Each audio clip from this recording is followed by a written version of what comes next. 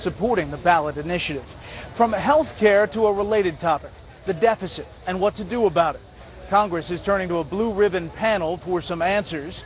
Chief Congressional Correspondent Mike Emanuel reports not everyone is confident the super committee will find them. At last night's debate, just hours after the announcement of the final 3 members of the super committee tasked with finding up to $1.5 trillion in cuts, its work came under fire.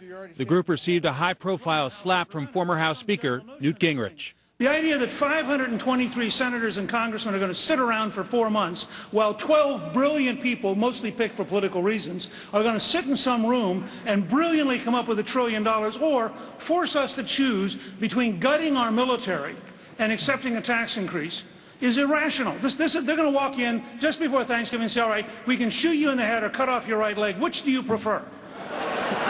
The super committee is being co-chaired by Democratic Senator Patty Murray and House Republican Jeb Hensarling. Liberal John Kerry and moderate Max Baucus are the other Democratic senators.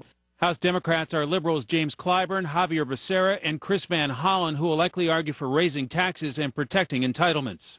A longtime aide to Senate Majority Leader Harry Reid says the key to reforming the system is taking a look at the sacred cows of both parties. Everything should be on the table, not only entitlement reform, but also revenue as well. The fact is, we really can't have a serious look at reforming the system until we look at entitlements. Other Republicans include fiscal conservatives Dave Camp and Fred Upton, chairman of key committees in the House.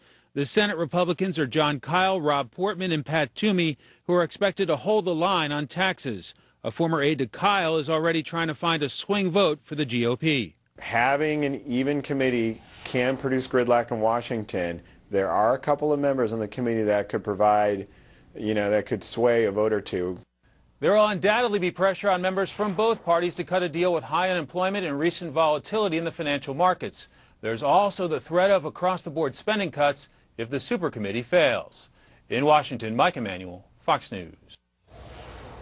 Still ahead, more violence in Syria and more reaction from the U.S.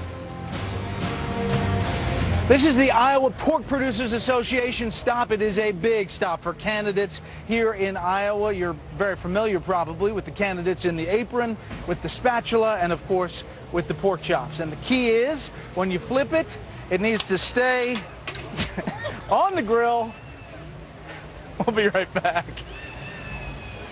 Casey Mears drives the number 13 Geico Toyota Camry. Naturally, he saves with Geico. He also drives a motorcycle.